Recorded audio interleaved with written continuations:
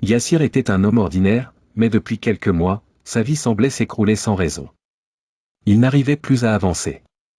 Chaque projet qu'il commençait l'échouait. Chaque porte qu'il frappait restait fermée. Il se sentait comme entouré d'un mur invisible, un blocage inexplicable. Plus il luttait, plus il s'épuisait. Les nuits devenaient lourdes. Il se réveillait souvent en sursaut, oppressé, avec le sentiment d'être observé. Il avait tout essayé, les efforts, la positivité, les stratégies, mais rien ne changeait. Jusqu'au jour où, brisé intérieurement, il tomba à genoux et pleura devant Allah.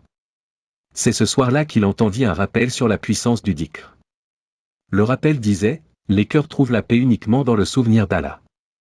Et là où le dhikr est présent, Shaitan s'éloigne. Dès le lendemain, Yassir décida de ne plus négliger ce bouclier spirituel. Il intégra dans sa routine quotidienne des adhkars puissants, ayat al-kursi, formule de l'unicité, invocation de confiance et de protection, et les dhikrs du matin et du soir. Jour après jour, il sentait un changement. Une légèreté dans son cœur. Moins de confusion dans ses pensées. Des signes apparaissaient. Une opportunité ici. Une solution là-bas. Sa foi devenait plus forte que ses peurs. Un mois plus tard, ce même homme qui se sentait prisonnier avançait avec assurance. Il comprit que les blocages étaient parfois des attaques invisibles. Mais le dhikr, lui, était une lumière plus forte que l'obscurité. Yassir n'était plus le même.